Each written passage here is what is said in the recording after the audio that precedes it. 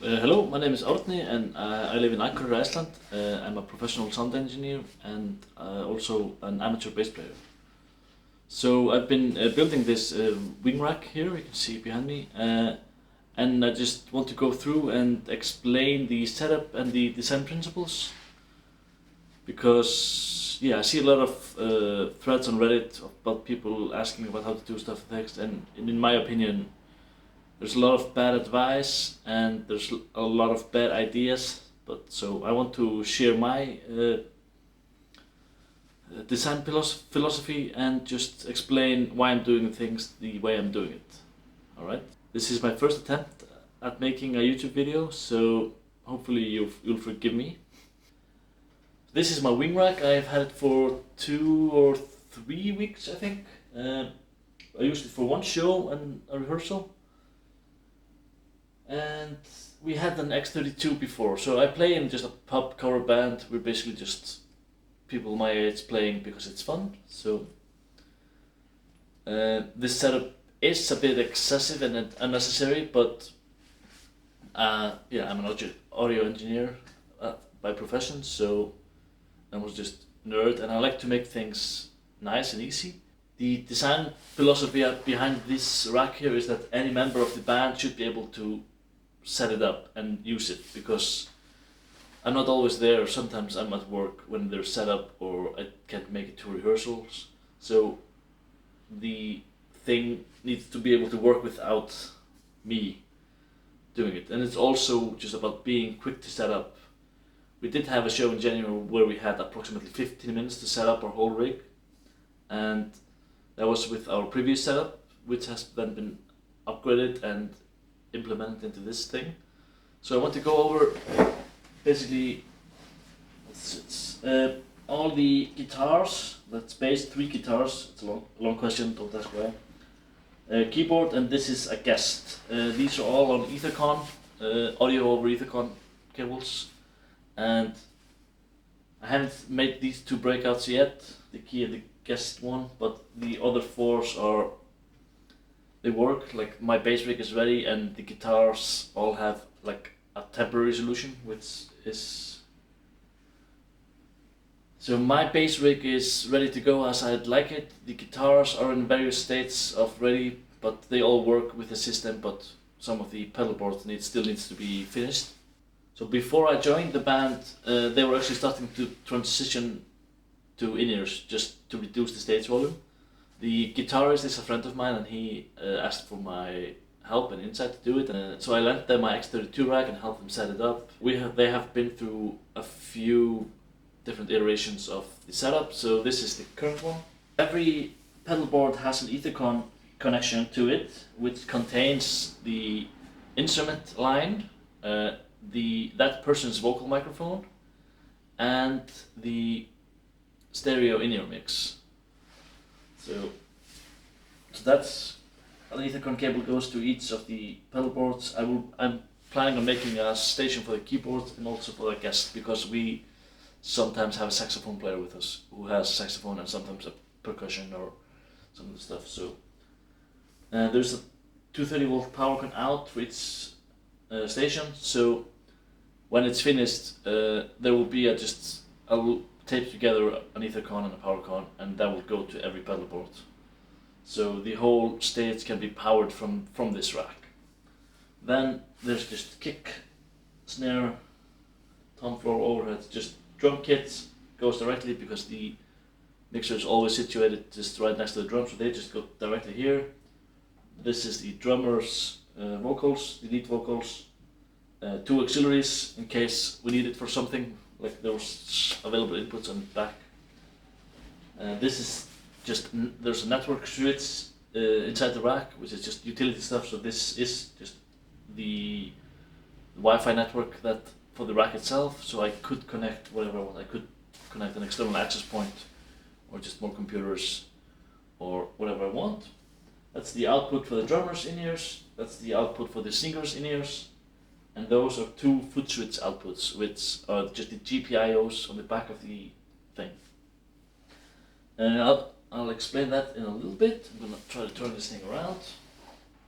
So that's the back of the rack. We have just a power cord in here for the whole thing, and 5 outputs. These are just utility. If we have wedges, I can connect them to here. If we are running a small setup, we can just run the main PA speakers power from here. And that's a WAN connection to the access point, so I can get internet to it, because at our rehearsal space we just want the thing to be on the internet, so our phones can be on the mixer Wi-Fi, control our mixes, but still access the internet. Because yeah, and also if I'm at home just doing a prep, I just plug the thing into my home network, and yeah, then the whole thing has internet, so I can be using my computers to Google stuff and also be connected to the desk. There's also a USB-C extension here. This is a USB-C extender cable, which I've just bought, which goes into the rack, and there is a dongle there which has HDMI, which I'm not using, obviously. It has HDMI, Ethernet, USB, and it also supplies power. Inside the rack here, we have the Unify Express. It's just Velcro there, it should be tight. Network switch 5-port. So one port goes here, one port goes into the back of the desk, one point goes to the USB-C dongle, and the rest goes in the 2 panels on the front. As you can see here, I have labeled the outputs of this 4816 output. So that's just main speakers, sub, left and right, if I don't have a crossover going on. Gamle is actually the name of our rehearsal space. Sometimes we have guests there, so then we'll put up speakers so they can listen, because everyone's on in-ears, you can't hear anything except just drums. Wedge 1 and 2, if we need them, we sometimes put up one as a spare. Maybe, yeah, I'm designing the system to be a bit extendable. So that's just the guest in-ears, that's the lead singer, that's the keyboard player. I still haven't finished his Ethercon station, so that's a temporary fix. That's the drummer. And you can see this channel 15 is the lead vocals for the keyboard player. I haven't really finished his setup, so it's a bit temporary. And all of these are labeled. So if I ever, that's overhead right, which is the same as the label in front. So I did not hard print channel numbers, I just used channel names. So if I change the setup, I don't have to relabel anything. Here are the 2 GPIOs, well 4 on 2 connectors, which I extended to the front, and I changed them into XLRs because XLRs can be extended. So I've made this foot switch. This is a normal open, well it's switchable, but it's normal open now. And this is an in and out, and then this one just has a long cable, so I can put multiple foot switches to do the same action. I will make a separate video about the whole foot switch setup I have. I think it's pretty neat and it's very useful, and we really liked it. I think that is pretty much the setup.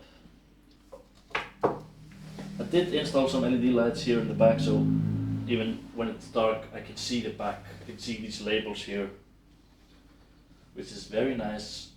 I did install this with a bit of a mix because I wanted to put it further inside the rack so I can keep all these connections plugged up but still close the rack.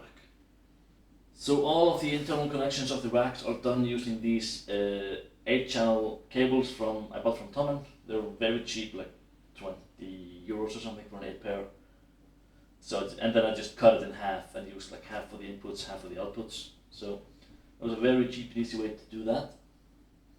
It saves me buying a lot of connectors.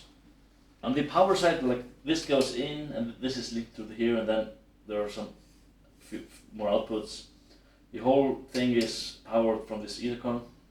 The design theory with all the power cons is that I can go onto a stage and I will just need a single outlet for our whole rig. Well, that is of course if the PA does not need a lot of power. I'm a certified electrician and a professional sound engineer, so I believe I'm able to judge if I will need to put the main PA on a separate outlet, but this isn't really drawing that much the whole rack. So there is a 100 watt USB power supply inside the rack, and that powers the Unify access point. by a USB-C. It powers the LED. This is a 5-volt LED, so it's just a USB power. It supplies power to this USB-C cable, so I can charge my laptop or phone or whatever through that.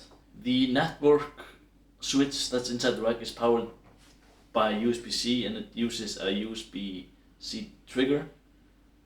So it's just a small adapter that will change USB-C into power, and you can do a dip switch on to get the voltage. So I'm running that on 5 volts. I forgot to turn the mic on, so this would be take 2. I've just finished editing most of the video. So this is the afterwards. I feel like I should explain a bit, because I think I will get questions about the Ethercon setup I have going on. I have my pedal board here, my bass pedal board, and that's just based on the HX Stomp. This is the Behringer MA400. This MA400 is the most convenient and best headphone preamp I have found to do wired in-ears with. There's no reason for so many people to do wireless in-ears. Like, there's so many problems it causes. You have to change batteries, you have to frequency coordinate, and also all of the cheaper wireless systems are a piece of crap. And it's such a bad investment to spend like $1,000 per channel on a wireless in-ear system for a bass player that's standing on his 3-meter long cable playing at a pub. It just doesn't make any sense to me. So I have been actively figuring out the best solution to do that. I believe I have found a very good solution to that problem, which is the Behringer MA400 with a combo cable. This is my in-ears and my bass instrument line. They go through this one cable. I had it custom made. I could have made it myself, but my friend was making more, so I just had him make one for me. This will feed me both in it's basically a headphone extension and an instrument cable in one cable, and it just works. I have access to wireless in-ears. This is so much easier, and like, I am a professional sound engineer. I'm good with in-ears. I'm good with wireless. It just, I don't need it. This is so much cheaper and simpler, and it works way better. So what I have for this, my setup is, there's an Ethercon and a PowerCon going from the mixer to my pedal board. The instrument input goes here, goes into the helix, goes through the helix, goes out into the Ethercon, feeds into the mixer. The mixer does its thing, sends me the stereo in-ears back through here into the headphone preamp here, which then feeds this cable, which goes into my in-ears. No. I can be plugged up in a minute and a half with stereo wired in-ears. This cable just goes to instrument. It has never annoyed me. I've used this for like a year or something. It has never annoyed me to be doing wired in-ears, because it's one cable. I have my bass connected anyway. It's so easy to do. It's so simple. It's so quick. I can never understand how many people are spending thousands of dollars on wireless in-ears for a bass player that stands in the same spot the whole show. I think I will wrap this up for now. Please like and subscribe is what all YouTubers keep saying, so I guess I'll have to do that as well. If there are any questions, please let me know in the comments. I will make videos explaining some other concepts, going more in depth into the pedalboard thing. I have some interesting stuff going on with the talkback for the foot switch using the rack. I will probably make a video separately on that. If there are any parts of this whole thing which you have more questions, I might make a detailed video on just that subject. But otherwise, this was my first video. If you like what I have to say, and if you have questions, like and subscribe. I will try to answer all comments and questions. I'm very open to making more videos. This has been an interesting experience, and I believe I have stuff to say. So, thank you. And I haven't found my closing line yet, so we'll see what happens.